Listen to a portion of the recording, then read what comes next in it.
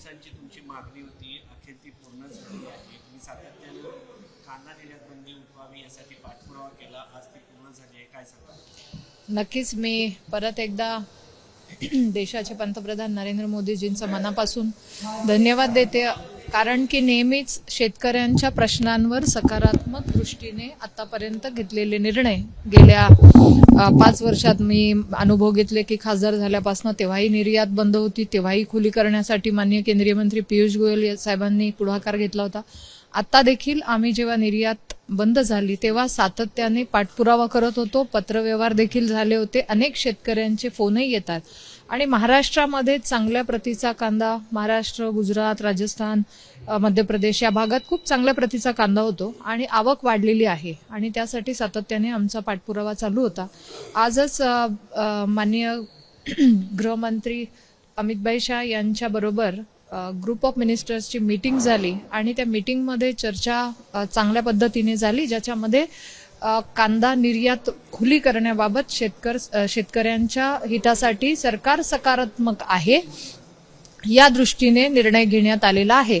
परंतु त्या बाबतीत जो नोटिफिकेशन आम्ही म्हणतो तो नोटिफिकेशन येणं अपेक्षित आहे. ते आल्यानंतर आपल्याला क्लिअर होईल की नेमकं किती खुली झालेली आहे किंवा काय त्याच्यामध्ये बांगलादेश असेल किंवा आमचे इतर देश आहे ज्यांच्याकडनं सातत्याने मागणी होती त्याच्यावर सरकारने काय निर्णय घेतलाय. परंतु ही चर्चा खूपच चांगली झाली आणि जी शेतकऱ्यांच्या हितासाठी झालेली आहे. अगोदर असं विरोधक असं म्हणायचे की निर्यात बंदी व्हावी, विरोधक जे आहेत ते म्हणतायत की निवडणुकीच्या पार्श्वभूमीवरती हा निर्णय घेण्यात आला. नाही, बघा, यापूर्वी पण मी तुम्हाला सगळ्यांना आपल्याच माध्यमातून विचारणा झाली होती आणि यापूर्वी पण आम्ही सांगितलं की गेल्या 10 वर्षातलं कामकाज बघितलं असेल किंवा मी स्वतः खासदार म्हणून मागच्या 5 वर्षामध्ये कांदा प्रश्नावर सातत्याने जिथे जिथे अडचणी येत असतील तिथे तेव्हा माननीय मंत्री महोदयांची भेट घेतली आहे. मग निर्यात खुली करण्याचा विषय असेल किंवा कांद्याचे भाव कमी झाल्यावर अनुदान देण्याचा विषय असेल, तेव्हा सुद्धा महाराष्ट्राचे मुख्यमंत्री जेव्हा माननीय देवेंद्रजी होते त्यांनी देखील कांद्याला अनुदान देण्याचा पहिल्यांदा असा निर्णय घेतला होता, तेव्हा देखील मदत केली. आता देखील माननीय मुख्यमंत्री शिंदे साहेबांनी अनुदान देण्याचा निर्णय घेतला होता जेव्हा कांद्याचे भाव कमी झाले होते.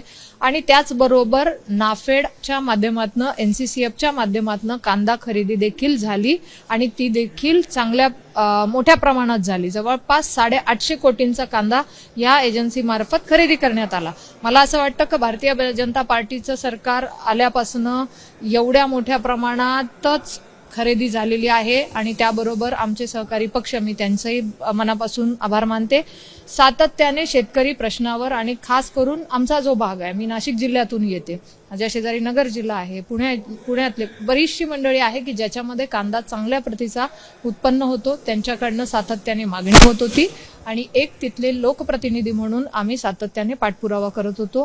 त्याला यश आलं. याचबरोबर केंद्रीय मंत्री डॉक्टर मनसुख मांडवियाजी यांच्याकडे देखील हा विषय आम्ही चर्चेला घेतला होता, पियुष गोयल साहेबांकडे घेतला होता आणि त्यांनी सुद्धा याच्यावर आपण चांगला सकारात्मक निर्णय घेऊ असा शब्द दिला होता आणि त्या दृष्टीने हा निर्णय होतो, याचा आम्हाला आनंद आहे. शेतकऱ्यांना कसा फायदा होणार या सगळ्याचा? बघा, निर्यात खुली व्हावी कारण आवक वाढते आहे आणि त्या दृष्टीने आवक वाढेल तसा आपण निर्णय घेऊ असं ठरलं होतं आणि त्या दृष्टीने हा निर्णय झाला तर नक्कीच शेतकऱ्याला याचा फायदाच होईल, कारण की निर्यात इतर देशांकडे आज खूप मोठ्या प्रमाणात कांद्याची मागणी आहे आणि त्या दृष्टीने तिथे मागणी झाली, तिथे पाठपुरावा शेतकऱ्यांच्या माध्यमातून होत होता आणि निर्यात झाल्यामुळे साहजिकच कांद्याचे भाव वाढतील. त्या दृष्टीने तो फायदा शेतकऱ्यांना होईल, जो आमचा अन्नदाता आहे त्याला हा फायदा होईल. पण आता सोयाबीनची मागणी पाठोपाठ केली जाते कांद्यापाठोपाठ इतर पिकांची.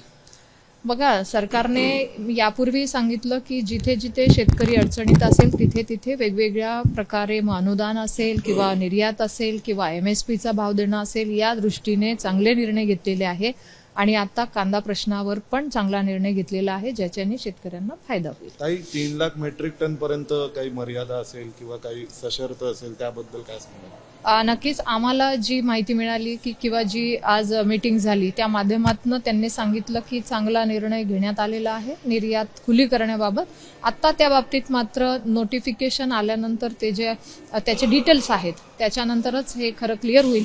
जसं नोटिफिकेशन येणार त्या मंत्रालयाकडनं तसं आम्ही देखील तुमच्याबरोबर तात्काळ या माध्यमातून ही माहिती नक्कीच घेऊ. धन्यवाद. एबीपी माझा, उघडा डोळे बघा नीट.